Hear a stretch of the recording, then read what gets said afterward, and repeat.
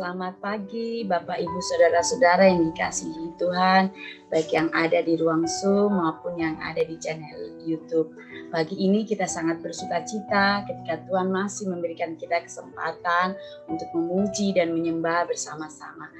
Baik Bapak Saudara-saudara, Bapak Ibu Saudara-saudara yang dikasihi oleh Tuhan Yesus, pagi hari ini saya memberikan kesempatan buat Bapak Ibu Saudara-saudara untuk menyaksikan cinta kasih Tuhan. Tadi dari awal penyembahan itu kami hanya bisa nangis dan nangis ya. Tuhan suruh berdiri, ya saya berdiri. Saya tuh mimpi selama hampir 1 minggu itu dengan mimpi yang sama. Yaitu Tuhan itu kasih gini, seperti helikopter ya, helikopter yang kayak pasukan buat tentara. Di situ besar ya. Terus di situ juga ada bahan-bahan logistik. Satu. Terus kedua, Tuhan itu kasih saya itu seperti motor tapi kayak motor moge dan saya itu bisa naik dengan motor moge itu, padahal saya kan secara daging itu nggak berani gitu ya. Itu tuh keliling terus sampai naik gunung turun gunung gitu tuh ya, itu bukit-bukit gitu di situ. Terus saya tuh nggak respon, cuma saya tanya Tuhan itu apa sih, itu mimpi dari Tuhan atau bukan gitu ya. Saya cuma kepikir aja gitu. Terus tadi dari awal penyembahan itu saya cuma nangis dan nangis ya. Tuhan itu bilang, "Nak, kamu itu adalah Tuhan panggil, Tuhan pilih untuk menjadi pasukan khusus." Pasukan khusus. Terus Tuhan maksudnya apa pasukan khusus itu? Pasukan khusus untuk mengawal raja-raja, untuk menjaga bangsa. Amin, amin, amin. Setiap apa yang dideklarasikan di menara doa, semuanya Tuhan akan genapi, segera genapi. Terus, Tuhan, apa yang kamu rindukan hari ini, selama ini untuk mempersatukan gereja-gereja beribadah? Dan itu Tuhan telah jawab di menara doa segala bangsa. Di sini adalah wadahnya. Ini nanti di menara doa segala bangsa akan ada ibadah anak muda, anak-anak milenial akan ada di wadah menara doa segala bangsa ini. Sampaikan untuk di menara doa segala bangsa ini, dan untuk para gembala-gembala, untuk hamba-hamba Tuhan itu dipercayakan untuk digembalakan oleh hambanya, yaitu Ibu Emma. Ibu Emma itu panggilan untuk menggembalakan gembala-gembala di menara doa segala bangsa di bawah pimpinan Pak Hebron. Terus untuk anak-anak muda, persiapkanlah Mailastri, persiapkanlah Meli, persiapkanlah Christine. Tuhan maksudnya apa? Persiapkanlah untuk anak-anak muda. Gerak cepat. Amin, karena waktunya Tuhan sudah dekat. Saudara, saya itu hanya air mata. Begitu Tuhan mengasihi menara doa segala bangsa ini, begitu Tuhan menyayangi kita semuanya, menara bangsa ini, menara doa segala bangsa, apa yang dideklarasikan, diperluas kapasitasnya selama ini, Tuhan perluas kapasitasnya. Di mana di dalam deklarasi, diperbesar wadah-wadahnya, Tuhan jawab, akan diperbesar, bahkan telah berjalan untuk diperbesar. Amin. Ini semua bukan suatu kebetulan. Saya juga nggak tahu kenapa gini, Tuhan kok milih saya untuk menjadi pasukan khusus. Pasukan khusus maksudnya apa gitu. Tuhan hari ini banyak bicara dengan saya. Selama ini apa yang saya lakukan. Pasukan khusus itu sebagai apa? Itu ternyata nih, kamu adalah untuk menjaga, satu, untuk mendidik, untuk menginjil, ya, dan untuk menerobos. Itu adalah tugas pasukan khusus untuk panggilan hidup saya. Saya tidak boleh untuk menggembalakan apapun. Menggembalakan gembala juga tidak boleh, karena itu bukan panggilan saya untuk Tuhan, tapi Tuhan memanggil saya untuk menjadi pasukan khusus. Tuhan juga membentuk di menara doa segala bangsa untuk mendidik pasukan-pasukan. Itu terima kasih. Tuhan, terima kasih. Engkau terus mengasihi menara doa segala bangsa. Engkau mengasihi Pastor Hebron, dipercaya begitu besar. Tuhan itu kasih lihat malaikat-malaikat Tuhan itu selalu berterbangan. Setiap penyembahan itu malaikat-malaikat Tuhan itu terus mengelilingi. ada perkemahan di dalam sekitar hidup kita, di dalam kita duduk itu tapi banyak malaikat Tuhan. Saya itu sampai nggak bisa berkata-kata bagaimana Pak Ebron, Bu Eudia, Rehan, begitu Tuhan mengasihi beliau. Tuhan sampai jagai segitu banyaknya para malaikat supaya tidak ada siapapun yang menyentuhnya. Di alam roh itu banyak serangan untuk Bapak, itu banyak sekali. Benar. Sehingga Bapak itu sampai utus untuk menjadi, ada orang yang menjadi pasukan khusus. Amin. Terima kasih Tuhan. Terima kasih. Di 34 provinsi ini, seluruh hamba-hamba Tuhan akan bersatu, akan bersama-sama doa bersama di menara doa segala bangsa ini. Amin. Dari awal, pertengahan hingga akhir, itu terus Tuhan akan tambah-tambahkan sampai Tuhan Yesus datang. Amin. Terima kasih. Itu pesan Tuhan yang sudah saya sampaikan. Jadi Bapak Ibu Saudara, tadi salam semuanya, salam Ebron dan pengurus di tempat ini. Waktu tadi saya sebelum doa itu, saya merasakan hadirat Tuhan. Ini berhubungan dengan Ibu Francisca kemarin saya kasih tahu tentang hati saya ya. Jadi dengan MJSP juga. Jadi saya beruntung dan saya puji Tuhan diberikan kesempatan lagi di Menara Segala Bangsa itu dari sekian orang saya dipilih bukan karena Pak Hebron, bukan karena Bu Priscil atau bukan karena Ibu Deborah lainnya. Tetapi disinilah termotivasi saya bahwa saya menangis tadi. Saya sebenarnya orangnya cengeng ya, dan tulis iya gitu loh.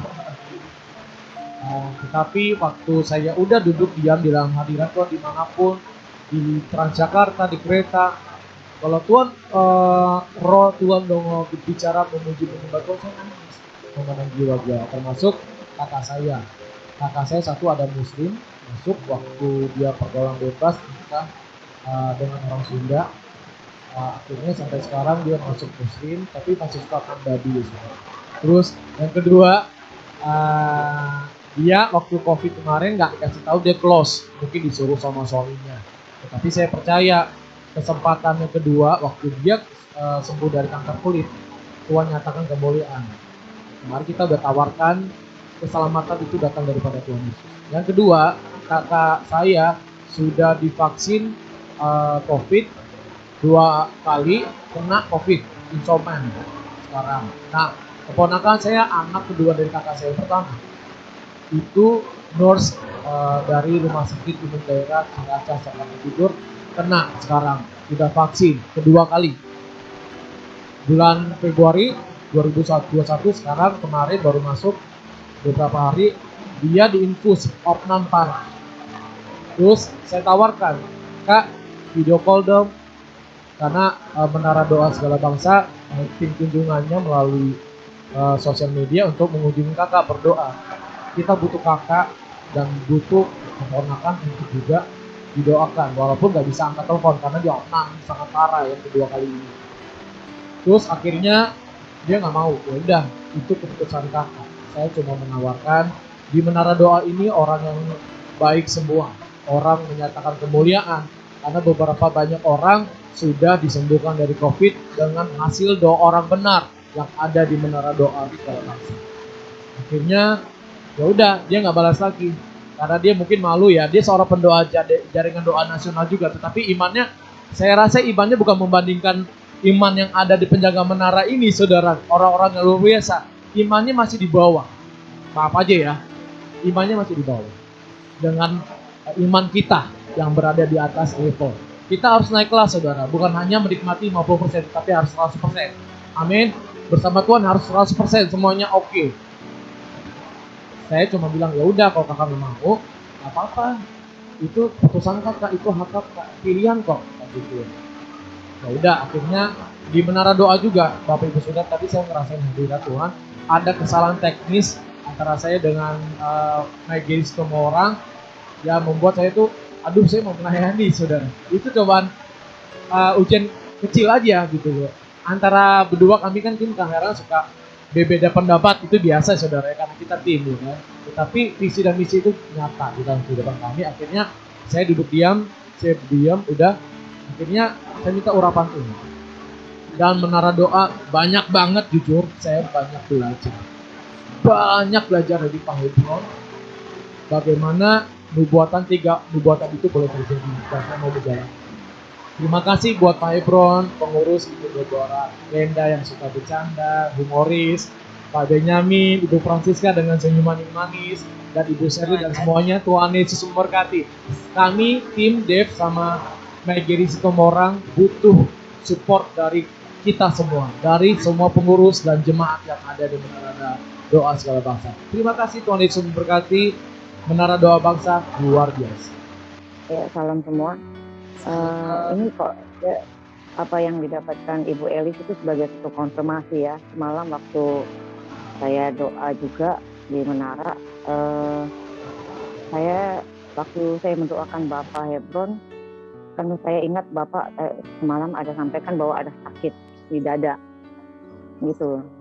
Waktu ketika saya bawa dalam doa, saya doakan, terus saya lihat di dalam alam roh ada banyak serangan-serangan yang ditempa sama diberikan kepada Bapak. Tapi saya lihat ada perlindungan Tuhan. Ada api gitu, api yang melingkupi Bapak gitu. Dan saya katakan Tuhan sendiri yang akan menyertai, Tuhan sendiri akan melindunginya, Tuhan yang akan berperang melawannya, Tuhan akan berperang menggantikannya gitu. Jadi waktu ketika saya doa ke Bapak, itu saya nangis, hati saya hancur. Saya bilang, Tuhan, berat tanggung jawab ini, saya bilang, tapi Tuhan, saya percaya bahwa Tuhan yang memampukan Bapak untuk membawa kami pada destiny, membawa bangsa ini kepada rencana Tuhan. Itu saja yang saya dapatkan. Saya berharap kita semua terus dukung, berdoa, karena serangan itu sangat besar terhadap Bapak. Kita satukan hati kita untuk tetap terus bawa Bapak dan keluarga. Itu aja. Tuhan berkati.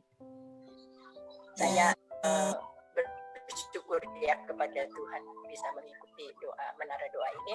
Sedikit saya ke belakang ya untuk bersaksi bagaimana kuasa Tuhan yang luar biasa. Memang saya dari Serang, saya mau ikuti sekolah Alkitab, jadi saya pergi ke Tangerang. Nah sampai di Tangerang di situ terus guru saya gitu ya, nggak begitu jadi mau berangkat gitu, jadi saya pikir ya mau pulang. Jadi waktu itu saya beli tas gitu, mau pulang, ongkosnya itu saya beliin tas, terus saya mau pulang. Tapi kuasa Tuhan luar biasa ya, menolong saya. Tahu-tahu ada satu hamba Tuhan dengan anaknya yang perempuan datang ke Tangerang. Terus datang, dia tanya gitu, udah tanya, saya cerita mau sekolah Alkitab gitu. Terus dia bikinin surat gitu, udah dia pulang. Terus saya tanya, Bapak kemari mau perlu apa? Enggak ada perlu apa-apa. Jadi dia datang ke situ, itu Tuhan menggerakkan untuk membuat saya surat, dan di situ saya seneng gitu. Jadi ada kan surat gitu untuk pergi ke Surabaya gitu. Nah dari situ saya doa lagi, ya uang saya udah dibeliin tas. Saya bilang nggak ada uang lagi, saya mau kemana cari uang. Saya minta ke Bapak Gembala, nanti nggak dikasih. Soalnya Bapak Gembala saya tuh suruh saya sekolahnya di Beji gitu, jangan di Surabaya gitu. Nah waktu itu udah saya doa sama Tuhan, teman saya datang ke Serang dulu dari Jakarta. Dari Serang dia bilang sama mama saya bilang ada di Tangerang di gereja. Nah terus teman saya datang ke situ. Nah dia katakan jadi mau ke Surabaya. Saya bilang jadi gitu. Kalau jadi aku kasih uang. Nah dia kasih uang saya gitu. Terus dia katakan nanti kamu besukin ya. Katanya papanya punya cici di Surabaya. Saya bilang ya kasih alamatnya aja. Nah udah sampai di situ akhirnya saya bisa berangkat gitu. Jadi saya juga begitu bersyukur. Jadi saya berangkat dengan teman bertiga gitu. Teman saya 2, saya bertiga. Nah jadi saya berangkat ke Surabaya. Jadi Tuhan itu ajaib. Saya mikir sampai Tuhan tuh baik gitu menolong. Jadi surat dapat, uang dapat, dan juga saya dapat tas lagi untuk sekolah di sana gitu. Jadi jalan Tuhan begitu indahnya gitu ya. Dan juga saya berangkat. Nah sampai di sana, sampai di sekolah Alkitab, Lalu satu guru tanya saya gini, kamu datang ke sini mau apa gitu. Saya katakan semua hampir yang menjawab itu ada hampir 30 orang, semua hampir sama jawabannya, mau membalas cinta Tuhan gitu. Terus jadi jawabannya itu mau menjadi hamba Tuhan. Tapi kita kalau menjadi hamba Tuhan terlalu wah gitu kayaknya jadi membalas cinta Tuhan gitu sekolah Alkitab.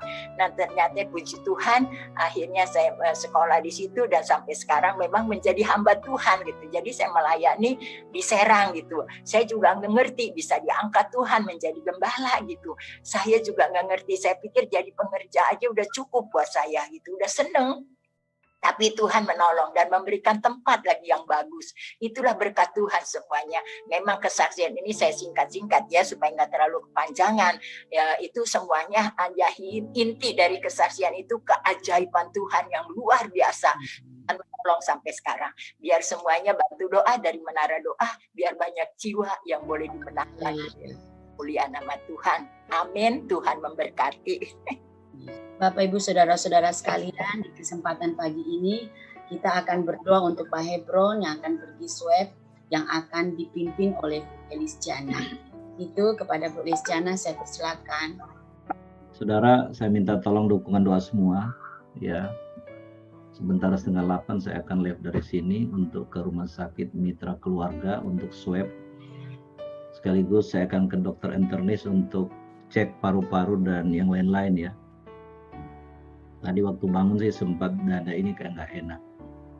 Tapi saya tahu ini bukan jantung ya. Berdoa supaya Tuhan sembuhkan sempurna. Saya percaya semalam Bu Riri udah doain. Kuasa kesembuhan sudah bekerja juga Pak Yohanes Susanto. Pagi ini sudah doain supaya semuanya sembuh sempurna ya. Sehingga swab COVID bisa negatif dan semua baik-baik aja ya. Saya akan ke dokter internis juga. Silakan saya minta dengan hormat untuk Ibu Pendeta Elistiana pimpin lambang. Mari Bapak Ibu kita bersama-sama kita doa bersama. Kita kawal hamba Tuhan, kita kawal pemimpin Menara Doa Segala Bangsa Pastor Hebron, Ibu Edia maupun Rehan. Tuhan, terima kasih Tuhan. Tiara pasi karanala, iara rara pasi kedede, iara rara pasi karanala, iara nana lama, iara rara pasi karanala, iara papa, iara pasi kedede, iara rara pasi karanala, iara nala masih kedede, iara rara pasi karanala, iara nala masih kedede. Terima kasih Allah Bapa. Terima kasih Tuhan Yesus, terima kasih ya Roh Kudus. Pada pagi hari ini Tuhan, hamba berdoa Tuhan. Kami bawa ke hadapan-Mu Tuhan, Pastor Hebron maupun Ibu Eudia dan Rehan Tuhan ke dalam tangan-Mu ya Tuhan. Tuhan hari ini Tuhan Pastor Hebron Tuhan mau swab ya Tuhan. Tuhan kiranya Engkau terus campur tangan ya Tuhan Yesus di dalam kesehatannya, di dalam tubuh jiwa rohnya Engkau terus campur tangan ya Tuhan. Hari ini setiap hasil semua dinyatakan negatif di dalam nama Tuhan Yesus. Baik jantung, paru-paru, semuanya digantikan dengan organ tubuh yang baru, dengan jantung yang baru, paru-paru yang baru, ginjal yang baru, sel-sel yang baru, darah yang baru. Semuanya diperbarui dari surgawi di dalam nama Tuhan Yesus. Tidak ada bakteri, tidak ada virus, tidak ada segala penyakit apapun yang mampu menyentuhnya di dalam nama Tuhan Yesus. Setiap udara yang semua Tuhan telah kuduskan di dalam nama Tuhan Yesus. Tuhan terima kasih Tuhan. Hari ini Tuhan pemulihan demi pemulihan terjadi, kesembuhan terjadi. Diberkatilah kesehatannya Tuhan, diberkatilah Tuhan Ibu Eudia juga Tuhan kesehatannya. Diberkatilah Tuhan untuk Rehan Tuhan kesehatannya, semuanya Tuhan. Semuanya Tuhan telah kuduskan, Tuhan telah turut campur tangan, Tuhan telah pulihkan kembali di dalam nama Tuhan Yesus. Semuanya sel yang baru, jantung yang baru, paru-paru yang baru, tulang-tulang yang baru, darah yang baru, semuanya telah diperbarui, semuanya di dalam nama Tuhan Yesus. Ada pengurapan yang baru, api Roh Kudus menyala-nyala terus api Roh Kudus menyala-nyala Tuhan, terus para malaikat Tuhan terus berkemah di sekeliling Pastor Hebron, di sekeliling Ibu Eudia, di sekeliling Rehan Tuhan. Terus ada para malaikat Tuhan, malaikat penjaga, malaikat pelindung, malaikat penerus, malaikat perang, malaikat penghibur, malaikat penyembah, malaikat pemuji, malaikat kesembuhan, malaikat pemulihan, semuanya diaktifkan di dalam nama Tuhan Yesus. Terima kasih Tuhan, setiap campur tangan-Mu buat setiap penjagaan-Mu ya Tuhan. Terima kasih Tuhan, terima kasih Tuhan buat setiap kasih setiamu kasih. anugerah Tuhan. Terima kasih Tuhan, Kau terus Tuhan campur tangan, Kau terus menuntun ya Tuhan untuk bawa masuk ke dalam rancangan-Mu Tuhan yang begitu dahsyat ya Tuhan. Terima kasih Tuhan, Kau pilih Pastor Hebron Tuhan, Kau punya rencana yang besar Tuhan, Kau tahu hatinya Tuhan, Kau mengasihinya ya Tuhan, Kau menyayanginya ya Tuhan, Kau mencintainya ya Tuhan. Terima kasih Tuhan, Kau terus ikat dengan tali cinta-Mu, dengan tali kasih-Mu itu ya Tuhan. Jangan pernah Kau lepaskan dari dalam kehidupan Pastor Hebron, Ibu Eudia maupun Tuhan ya Tuhan. Terima kasih Tuhan, hari ini mujizat keajaiban terjadi di dalam nama Tuhan Yesus. Dalam nama Tuhan Yesus, paru-paru semuanya bersih, jantung bersih, tidak ada titik noda apapun, tidak ada bakteri apapun, virus apapun, segala penyakit apapun yang mampu menyentuhnya dalam nama Tuhan Yesus. Semuanya jadi di dalam nama Tuhan Yesus. Haleluya. Amin. Amin. Terima kasih Bu Pendeta Elis Jana dan semua yang sudah mendoakan. Tuhan Yesus memberkati. Terima kasih Bu Elis Jana, kami semua percaya dan mengimani bahwa Pak Hebron sudah sehat, keluarga semua ada dalam perlindungan Amin, Tuhan. amin. Baik Bapak Ibu Saudara-saudara yang dikasihi oleh Tuhan Yesus, pagi hari ini kita akan mendengarkan kebenaran firman Tuhan. Dan kebenaran firman Tuhan pagi ini akan disampaikan oleh hambanya Bapak Pendeta Ferdinand Lumintang. Kepada hambanya Bapak Pendeta Ferdinand Lumintang, saya persilakan. Shalom semuanya, selamat pagi. Shalom, selamat pagi Pastor. Shalom. Oke, suara saya cukup terdengar suaranya? Jelas. Jelas ya, puji Tuhan. Salam kenal semuanya. Saya baru pertama kali ikut dalam Menara Doa Segala Bangsa. Ya, Menara Doa Segala Bangsanya terkenal, tapi sayanya mungkin yang nggak terkenal, jadi saya baru tahu gitu loh ya. Tapi terima kasih kesempatan diberikan buat saya untuk bisa berbagi, untuk share kebenaran firman Tuhan. Buat Bapak Ibu semua, terima kasih buat pengurus, ya terima kasih buat Pastor Hebron yang sudah mengizinkan saya. Dan teman-teman pengurus yang lain, ya. Minggu lalu saya dihubungi ya dari Menara Doa Segala Bangsa. Saya biasanya saya kenal gitu siapa yang undang gitu kan, ini siapa ya? Dan saya pasti tanya ini referensinya dari mana. Kebetulan salah satu sahabat saya adalah pendoa di Menara Doa Segala Bangsa, Ibu Lista ya. Ibu Lista ada nggak ya di sini ya? Kayaknya ada ya. Ibu Listanya ada. Ibu Lista, kami sahabat, kami temenan. Puji Tuhan, boleh ada di tengah-tengah Bapak Ibu semuanya. Ya, kita sudah berdoa juga buat Pastor Hebron. Saya percaya damai sejahtera, sukacita Tuhan berikan ya buat Pastor Hebron. Karena amin. Bentar lagi akan berangkat ke rumah sakit. Saya percaya Tuhan kasih damai sejahtera. Amin. Oke, baik. Mungkin perkenalan sedikit aja. Ya, saya Ferdinand Lumintang, udah ketahuan dari Lumintangnya dari mana itu ya asalnya. Iya. Ya, saya sudah berkeluarga. Puji Tuhan, saya sudah menikah, saya sudah punya keluarga, satu istri, kami sudah menikah sekitar 12 tahun. Dan kami masih menunggu dikaruniakan seorang anak. Saya udah nanya sih sama Tuhan ya, Tuhan selalu jawab katanya inden ya. Inden ya. Kalau inden itu biasanya produknya bagus kok nggak salah ya. Kalau kita mau beli mobil inden tuh berarti bagus.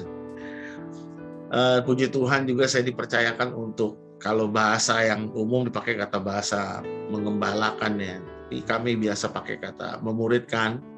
Di komunitas gereja kami namanya Garam Ministry ya. Kalau Bapak Ibu ada yang tahu Garam, kami banyak memuridkan lah. Kami gereja kami itu gandeng jemaat, semuanya murid. Jadi kami nggak jadikan jemaat itu number, tapi jadikan mereka murid. Itu aja kayaknya perkenalan saya pagi hari ini. Kita langsung aja, kita akan sama-sama untuk belajar firman Tuhan. Saya percaya pengkhotbah sudah banyak yang berkhotbah buat Bapak Ibu. Saya mungkin mengajar sedikit lah, ya saya lebih suka mengajar. Apa yang saya mau share pada pagi hari ini adalah kalau Bapak Ibu suka dengan judul adalah tentang menavigasi perubahan. Ya. Judulnya, temanya adalah menavigasi perubahan. Ya. Karena saya percaya bahwa Tuhan kita adalah Tuhan atas perubahan. Ya. Tuhan kita adalah yang menginisiatif perubahan selalu terjadi dalam kehidupan kita.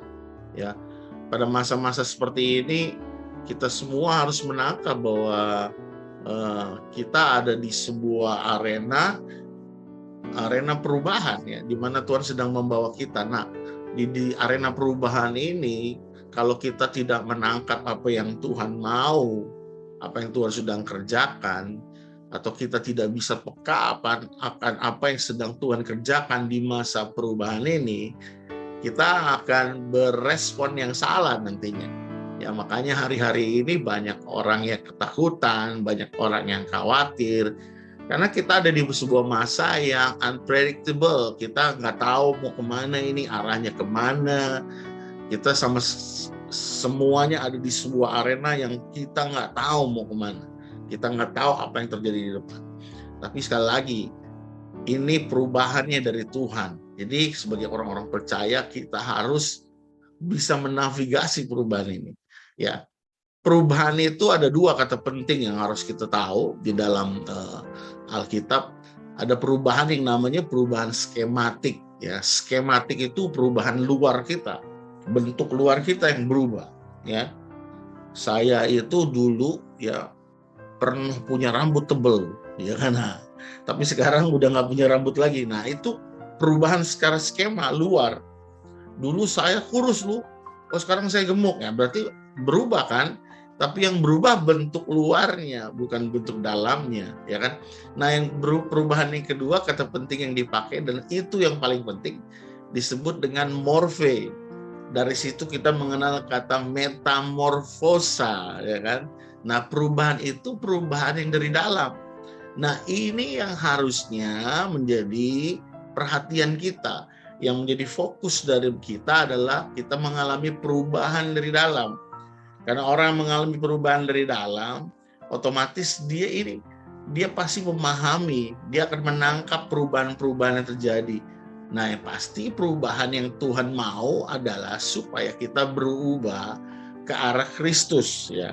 Tuhan mau kita berubah ke arah Kristus, ya. Makanya morphe itu adalah metamorfosa, metamorf. Jadi sama seperti transform, diubahkan dari dalam.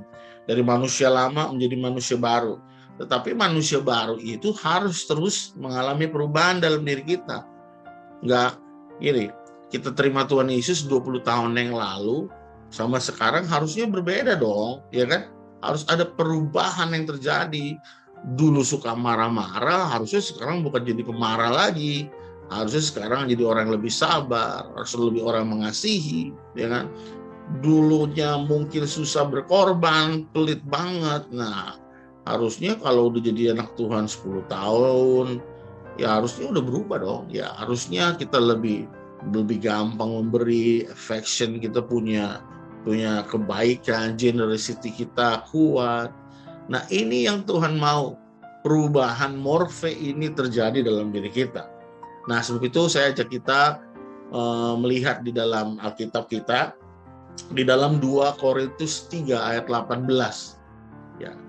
2 Korintus 3 ayat yang ke-18. Ini perubahan yang coba disampaikan, ya. Dan kita semua mencerminkan kemuliaan Tuhan dengan muka yang tidak terselubung. Dan karena kemuliaan itu datangnya dari Tuhan yang adalah Roh, maka kita diubah menjadi serupa dengan gambarnya dalam kemuliaannya yang semakin besar. Ya, ini coba dihubungkan dengan kemuliaan yang dulu ada pada Musa, ya kan? Musa dulu ketemu Tuhan, wow, langsung penuh kemuliaan, ya, penuh cahaya, ya kan? Makanya dia harus pakai selubung. Tapi kemuliaan itu sekarang di dalam perjanjian baru ditulis bahwa sekarang kita semua adalah orang-orang yang penuh kemuliaan lagi. Karena dalam perjanjian baru, waktu kita terima Tuhan Yesus sebagai Tuhan Juru Selamat, otomatis roh kita sudah diperbarui. Udah sekali aja diperbarui, nggak perlu diperbarui lagi. Makanya nggak ada orang yang, wah kamu lebih rohani dari saya, kamu lebih rohani. Nggak ada orang lebih rohani. Kita semua adalah orang rohani, karena roh kita sudah diperbarui.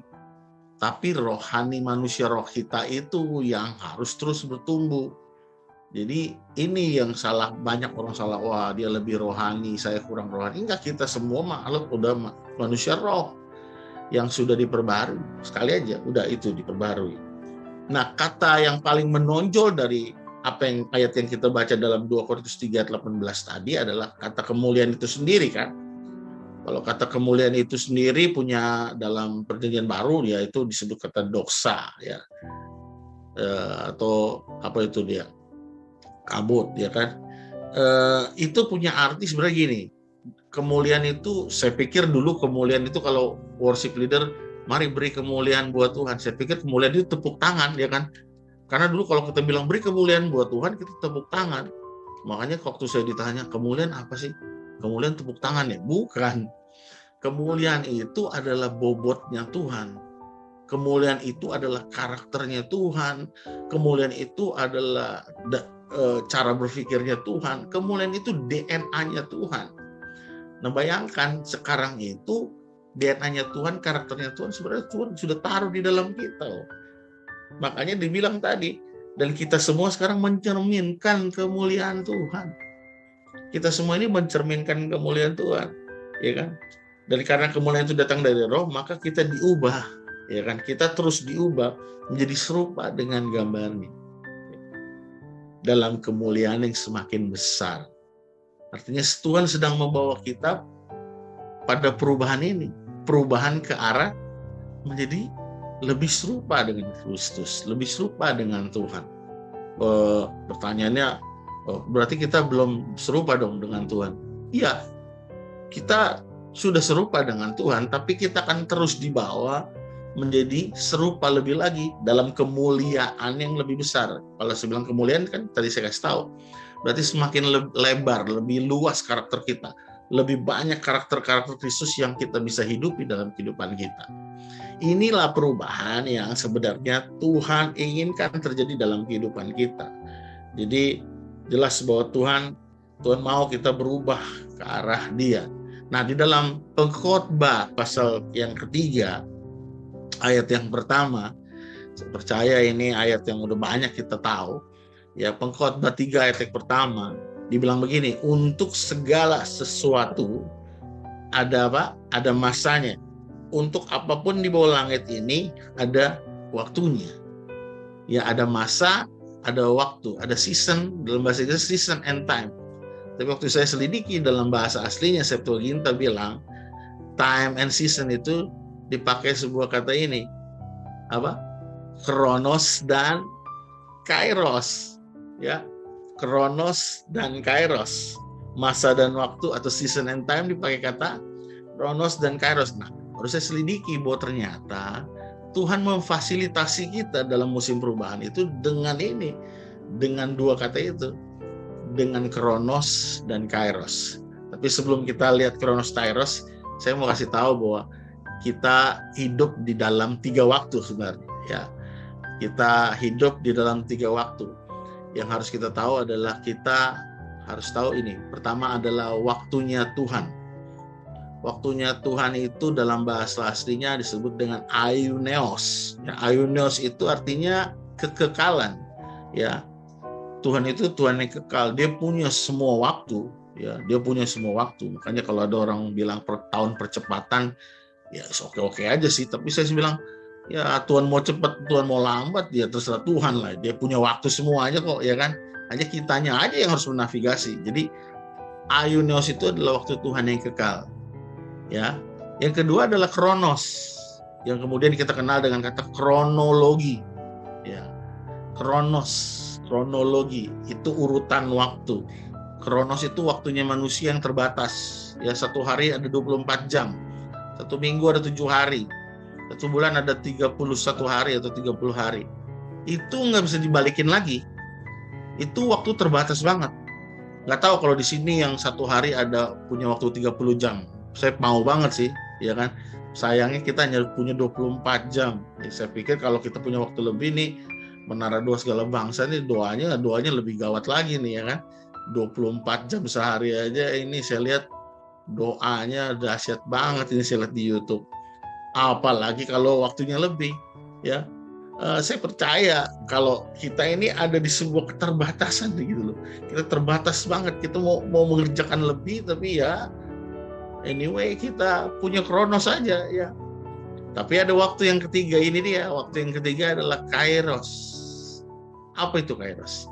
Itu dia. Kairos adalah waktu Tuhan yang kekal tadi, itu terobosi masuk ke waktunya manusia yang terbatas. Kairos adalah waktu Tuhan yang kekal, terobosi masuk ke waktu kita yang terbatas, yang kronos tadi. Nah gitu, how to catch it, ya kan?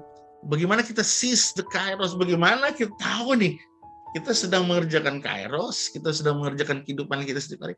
Nah kan pertanyaannya selalu begitu kan? Ya, kita akan lihat, kita sampai ke situ nanti. Tapi yang ini dulu kita tangkap ini. Ini basic banget, ini dasar dulu kita harus tangkap. Bahwa kairos adalah di mana waktu Tuhan yang kekal itu terobosi masuk ke waktu manusia yang terbatas. Ini harusnya kita tangkap. Kita pendoa-pendoa luar biasa ini. Pendoa ini harusnya sebuah panggilan semua orang percaya. Ini bukan segelintir orang yang hanya 66 orang partisipan. Enggak, ini pendoa ini harus panggilan semua orang percaya. Nggak tahu orang percaya yang lainnya nggak sadar kali. Ya, warrior ini bukan hanya 66 orang ini, tapi semua orang yang sudah percaya Tuhan Yesus adalah semua warrior, ya kan?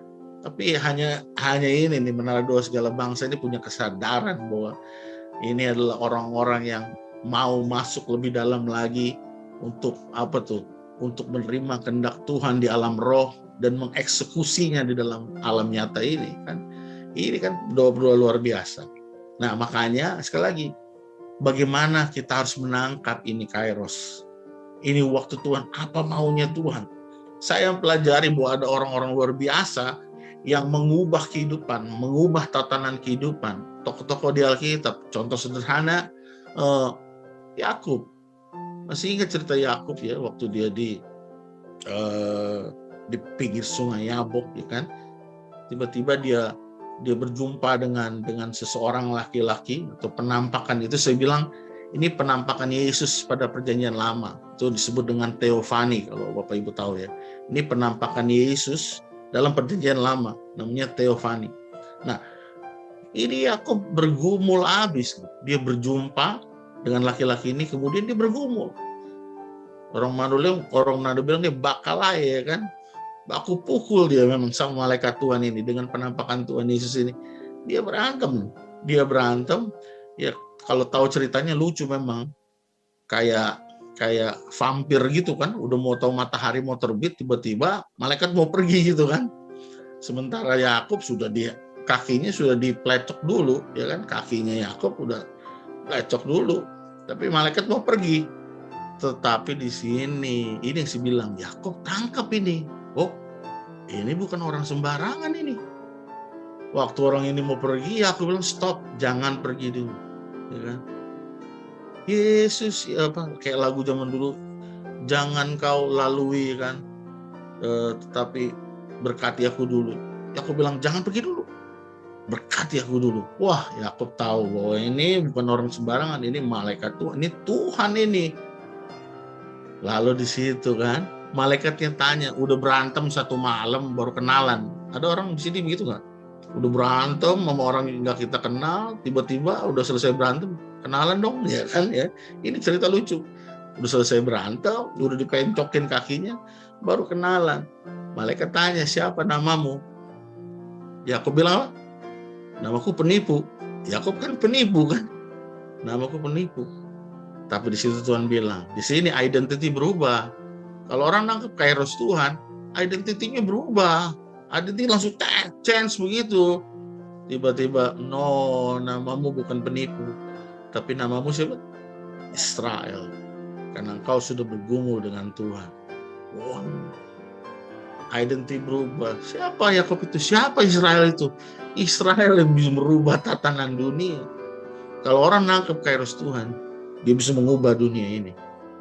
Orang menangkap kehendak Tuhan, saya percaya orang itu Tuhan pakai untuk mengubah dunia ini, untuk bisa mengenal Tuhan. Israel. Contoh lain nih siapa lagi? tokoh dalam Alkitab. Abraham, ya. Abraham, siapa yang nggak tahu Abraham, ya kan? Abraham ini orang yang cinta Tuhan banget. Bayangkan di Kejadian pasal 12 disuruh pergi meninggalkan kenyamanannya, ya kan, tanah kelahiran dia. Dia ini pengusaha loh, ya kan, pengusaha hebat, tapi meninggalkan kenyamanan nih. Dia pergi disuruh Tuhan. Dan waktu Tuhan suruh pergi, dia nggak tahu mau kemana. Tuhan nggak bilang kemana. Nanti di tengah jalan Tuhan kasih tahu. Tapi ya Kejadian 12 dia ikutin. Kemudian dia berperang dengan raja-raja.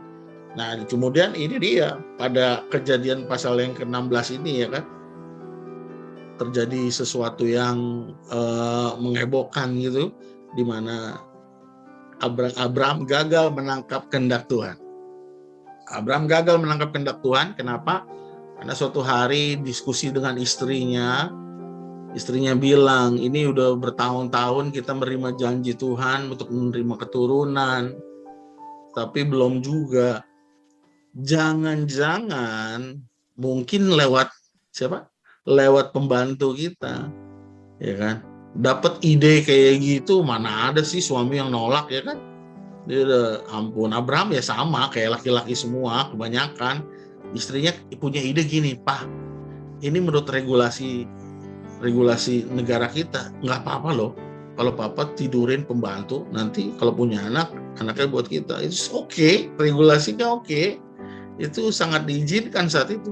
Ya Abraham yang nggak pakai pikir panjang itu, dengan cara seksama dalam tempo sesingkat-singkatnya siap mah, ya kan. Udah terjadilah akhirnya Ismail lahir. Nah Ismail inilah yang mengubahkan, ini dia, menjadi kenyamanannya Abraham. Di situ Tuhan, ya, bahasa kerennya Tuhan jengkel banget sama Abraham. Tahu nggak berapa lama Tuhan nggak bicara lagi sama Abraham? 13 years, 13 tahun lamanya Tuhan nggak bicara. Jadi jarak antara Kejadian 16 dengan Kejadian 17 itu 13 tahun lamanya. Pak, Ibu, kalau 13 tahun Tuhan gak bicara sama kita, mau jadi apa? 13 tahun kita gak terima firman Tuhan. 13 tahun Bapak Ibu gak berdoa lagi.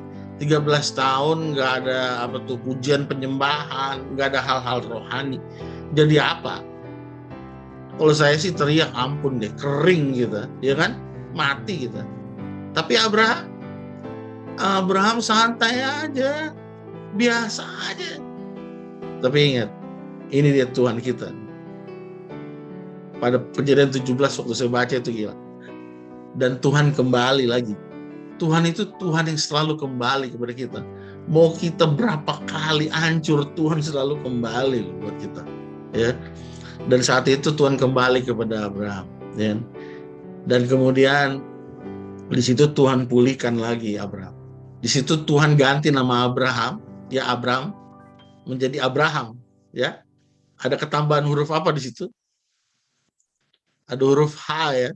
Tadinya Abram menjadi Abraham. Ini Tuhan kasih loh. Tuhan ambil dari namanya Tuhan, ya. Namanya Tuhan kan juga nggak bisa disebut saat itu kan, ya kan? Nama Tuhan juga Yahweh itu nggak bisa disebut. Ya kita aja sekarang sebut. Nah Tuhan ambil dari haknya, Yahweh itu ditaruh di dalam nama Abram itu. Jadi Abraham. Cuma kasih tahu sekarang Abraham ini di dalam dia ada identitasnya Tuhan. Makanya Abraham berubah total. Berubah total. Kalau Bapak Ibu nanti mulai baca Kejadian 12, 13, nanti di ayat yang ke-18 itu, ya Kejadian 18, pasal 18. Ketika ini lagi penampakan Tuhan 3 orang datang. Wah, itu saya baca keren banget itu. 3 orang ini datang dari jauh, Abraham lihat. Abraham lagi duduk-duduk di luar kemahnya ya. Ceritanya Abraham lagi duduk di luar kemahnya, cari angin mungkin karena di dalam panas, sambil minum-minum kopi, makan pisang gorengnya colok-colok sambal gitu. Ya jangan ngiler yang belum sarapan nih, ketahuan nih kalau ngomong makanan ya. Lagi ngopi sambil ini tiba-tiba 3 orang datang dari jauh. Nanti baca deh Kejadian 18. Abraham tinggalkan itu, kopinya, pisangnya, dia lari ke 3 orang itu dan dia bersujud. Saya bingung waktu saya pertama kali baca, dari mana Abraham tahu kalau 3 orang ini adalah Tuhan?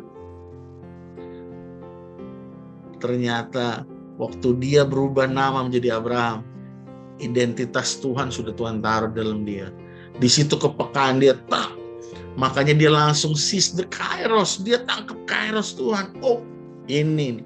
Dari Kejadian 18 dan seterusnya. Makanya dia berkorban, dia relakan anaknya untuk dipersembahkan kepada Tuhan. Itu karena apa? Karena itu udah nangkep kehendak Tuhan. Oh, luar biasa itu.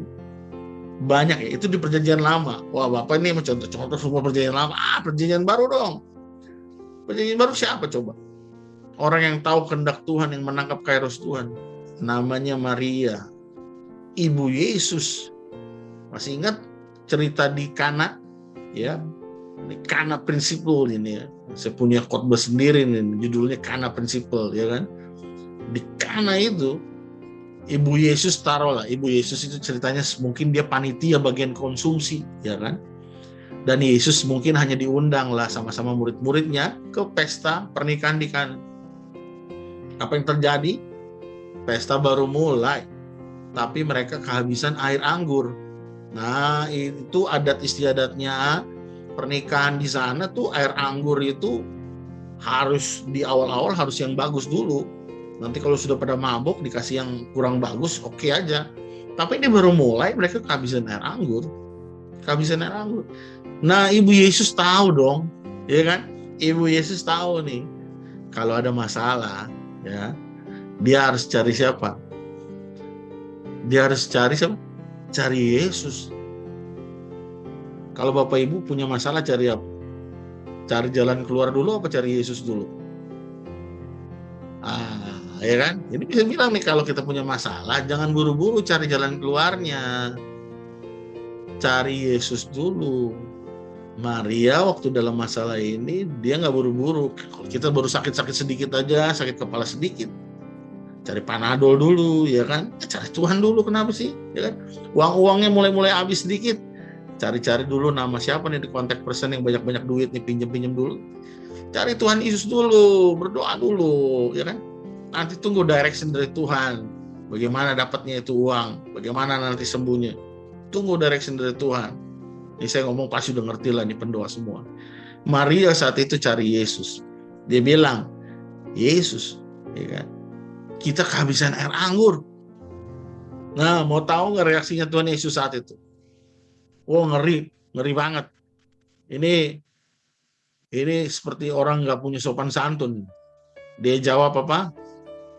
Hai perempuan, mau apa engkau dari aku? Waduh, saya percaya ini ibu-ibu nih yang ada di sini, kalau punya anak kayak gitu, pasti udah deh, emak-emak, aduh, ini kalau bisa gue nggak lahirin lu nih, ya kan?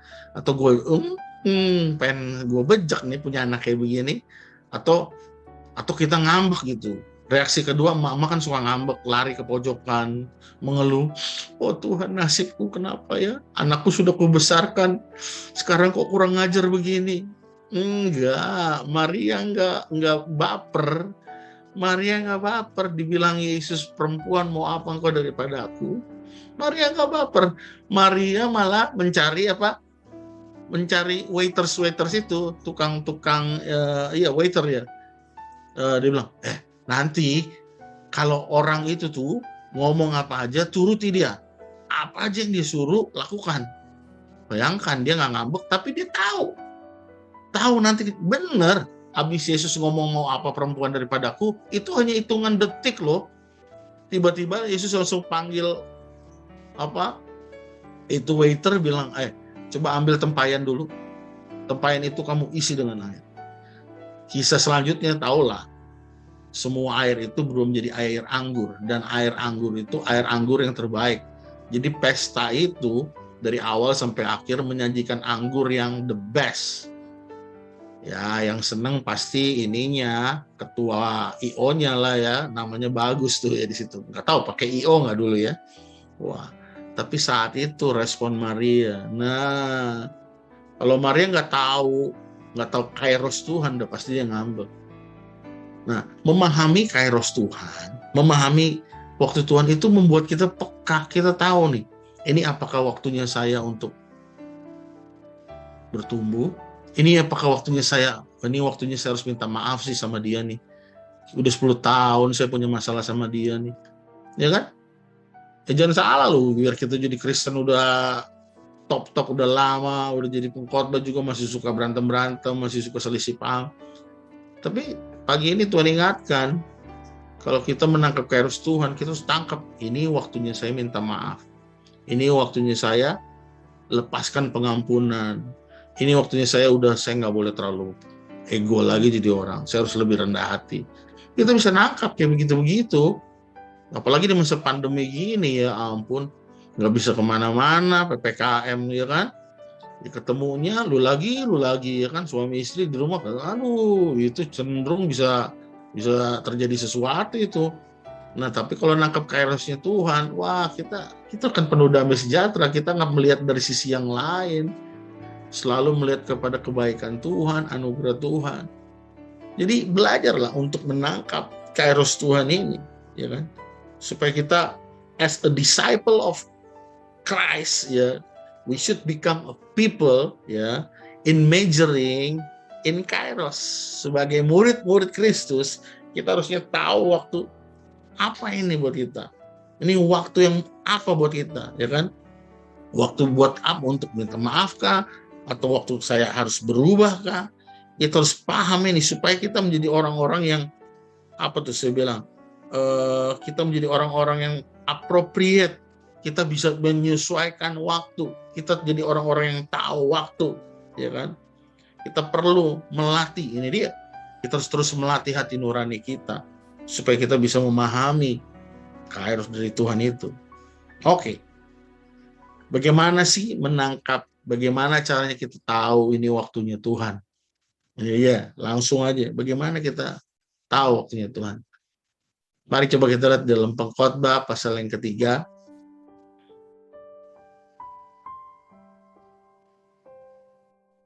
Ayat yang ke-11. Pengkhotbah 3 ayat yang ke-11. Ya kan? Pengkhotbah 3 ayat 11.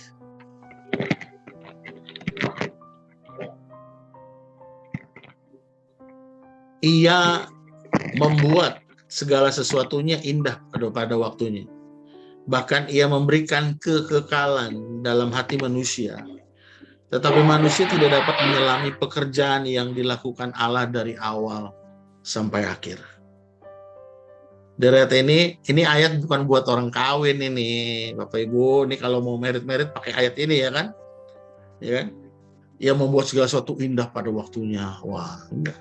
Tapi ayat ini kasih tahu buat kita gini, bahwa Tuhan, ya, selalu membuat itu indah sebenarnya. Di dalam setiap kronos kita itu selalu ada kebaikan Tuhan.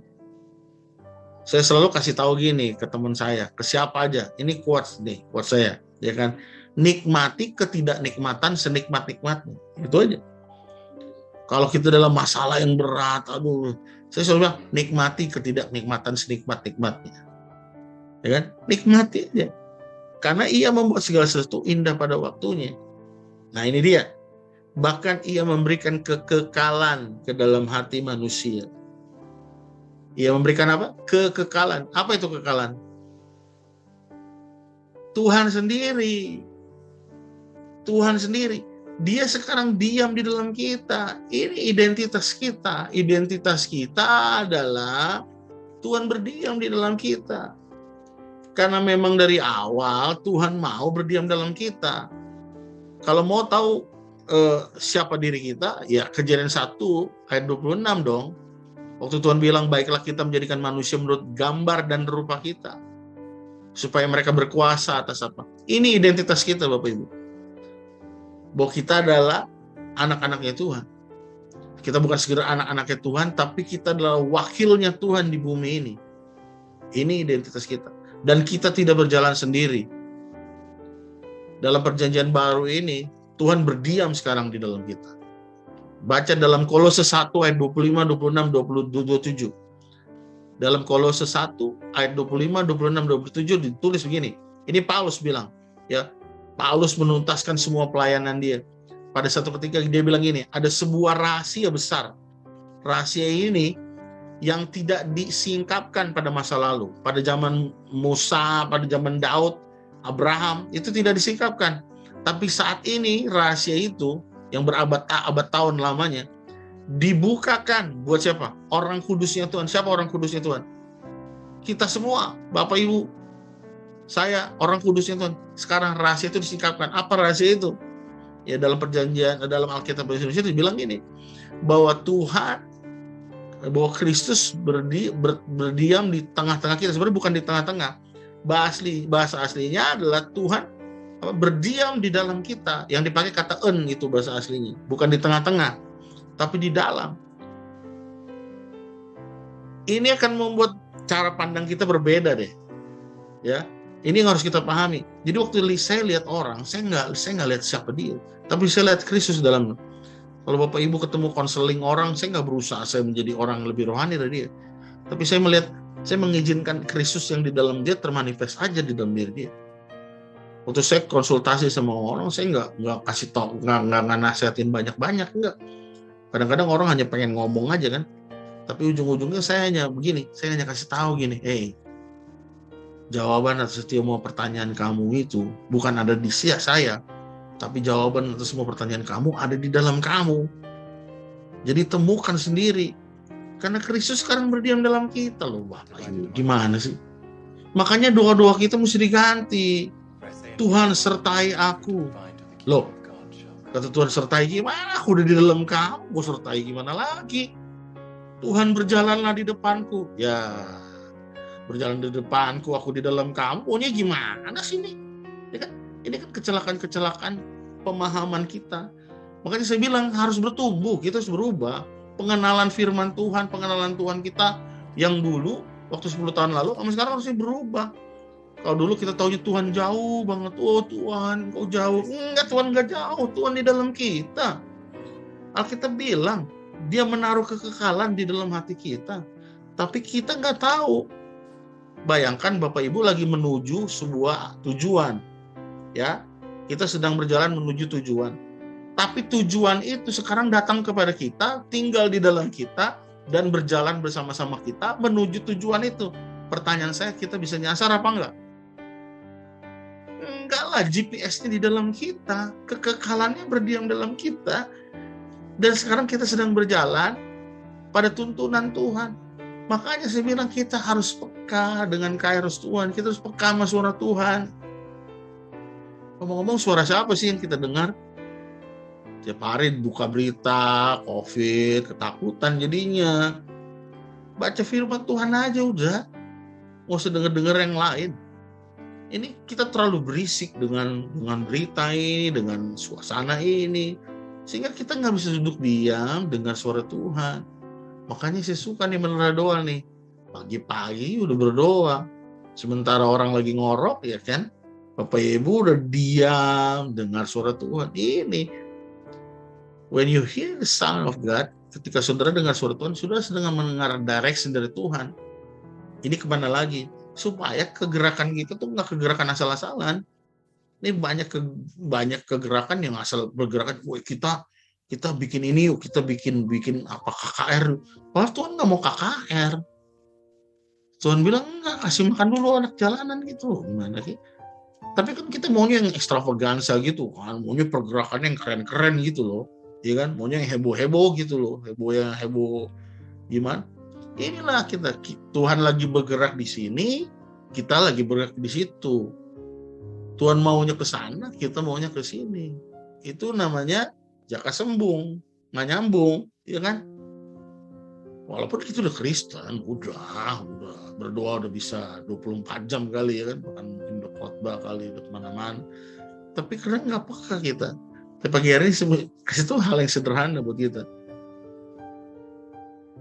Tuhan nggak jauh, dia di dalam kita.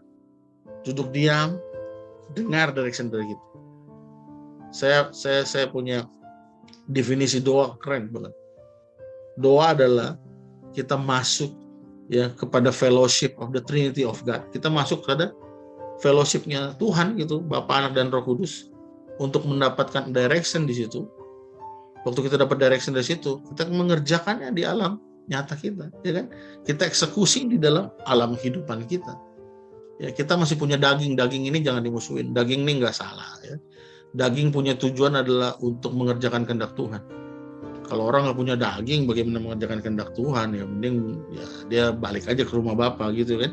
Selama masih hidup, masih punya tubuh itu dipakai untuk mengeksekusi kehendak Tuhan. Jadi saya selalu bilang, mau mati mau hidup itu nilainya sama. Buat orang percaya, nggak ada bedanya. Mau mati mau hidup is the same things. Itu nilai yang sama. Jadi pertama adalah reshaping lagi identitas kita. Kalau saya tanya tujuan Bapak Ibu, kemana sih? Tujuan Bapak Ibu hidup itu apa sih? Ya. Saya dulu nggak ngerti loh, biar udah lama ikut Tuhan. Tujuannya apa ya? Menyenangkan hati Tuhan. Gak lah. Kalau mau tahu tujuan hidup manusia, balik lagi lihat Kejadian 1:26. Baiklah kita menjadikan manusia menurut gambar dan rupa kita, supaya kita berkuasa. Ingat, berkuasanya bukan atas sama manusia, ya kan? Oh, saya suami, saya harus berkuasa dong pada istri saya. Enggak. Ditulis di Alkitab, berkuasanya atas apa? Binatang-binatang, ikan-ikan, enggak ada sesama manusia. Yang cocok buat sesama manusia adalah mengasihi, melayani. Jadi, kita harus saling mengasihi, saling melayani. Itu tujuan kita. Tujuan kita adalah supaya kita sampai kepada keserupaan dengan Tuhan dalam kemuliaan yang semakin besar. Itu ayat yang pertama kita baca. Kalau saudara tahu tujuan hidup saudara, itu lebih gampang saudara menangkap kairos Tuhan.